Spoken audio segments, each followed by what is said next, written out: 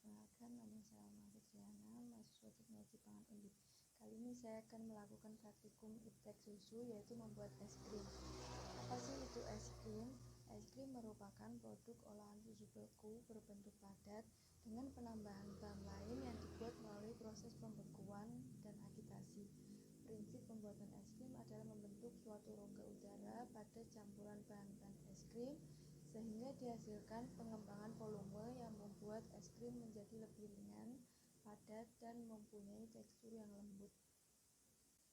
Es krim termasuk produk emulsi minyak dalam air yang menghasilkan struktur busa atau gas yang terdispersi dalam cairan. Es krim merupakan salah satu jenis makanan yang sangat populer di dunia dan sangat digemari semua kalangan. Komposisi terbesar es krim adalah susu, yang merupakan sumber protein dan energi. Tahap pembuatan es krim meliputi pencampuran, pasteurisasi, homogenisasi, dan pendinginan. Yuk kita simak proses pembuatan es krim berikut ini ya. Pertama kita siapkan bahannya terlebih dahulu, ada susu full cream, gula, susu kental manis, tepung maizena, SP, coklatos, Renko, dan choco chips.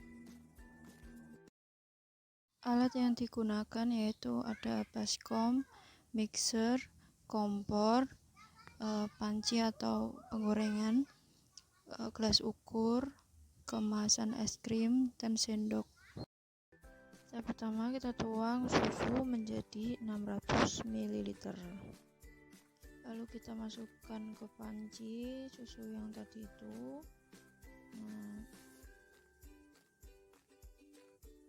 Kita tambahkan 4 sendok makan gula pasir.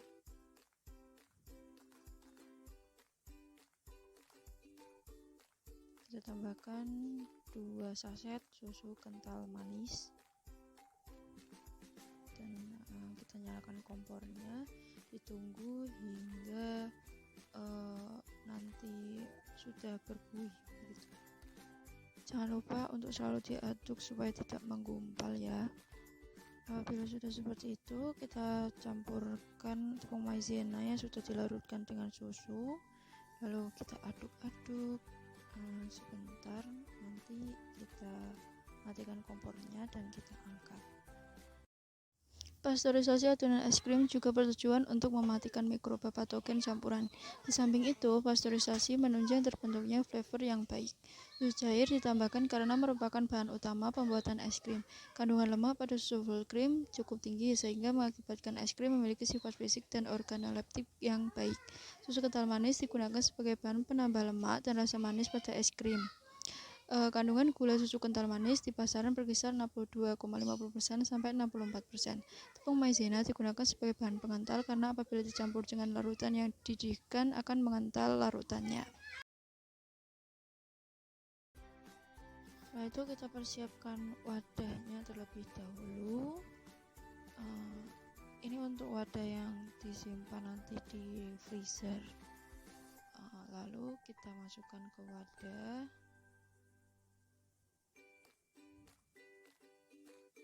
Terus nanti kita diamkan hingga sudah tidak panas lagi, baru bisa dimasukkan ke dalam kulkas atau freezer gitu. Simpan di freezer kurang lebih selama 8 jam. Fungsi dari proses pembekuan yaitu memperbaiki kualitas adonan es krim, memperbaiki tekstur, memberikan waktu pengkristalan partikel lemak, dan memberikan waktu yang cukup untuk protein dalam meningkatkan viskositas larutan.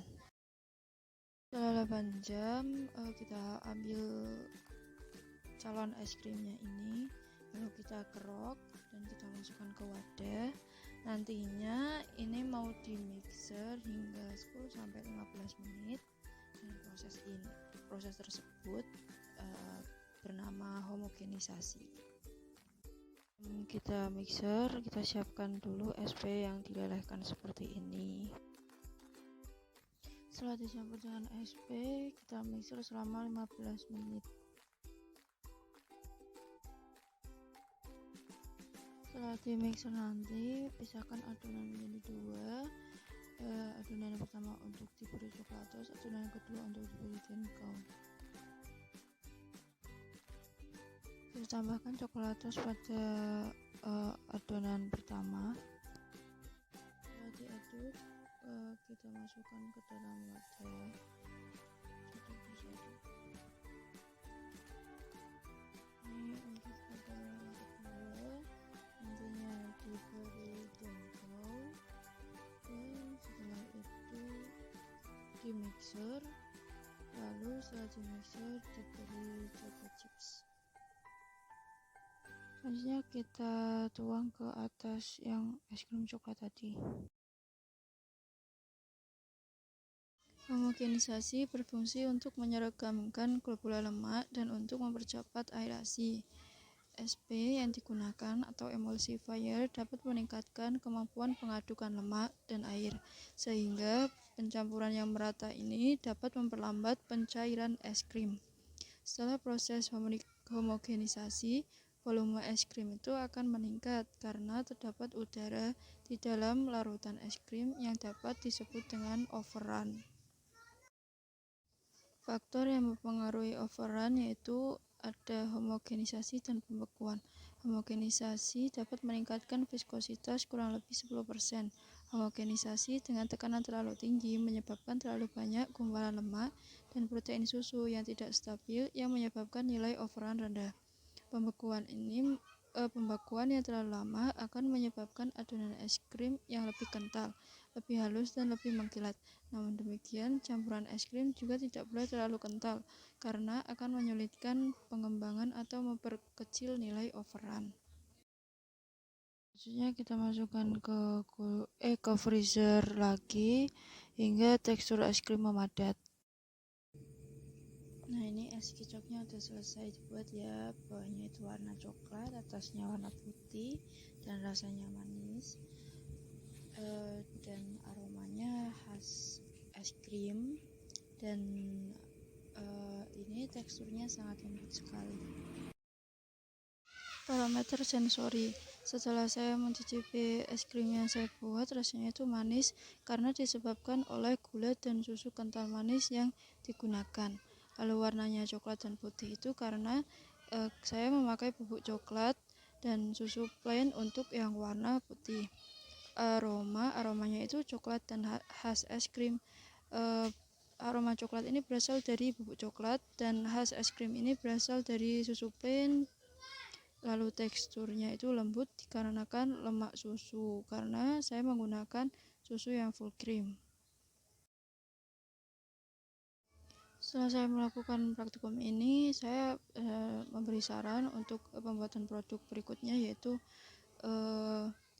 menggunakan pewarna coklat supaya warnanya itu lebih menarik, karena saya memakai bubuk coklat jadi warnanya itu kurang menarik. Boleh juga ditambah perisa supaya rasanya lebih mantap. Begitu, terima kasih.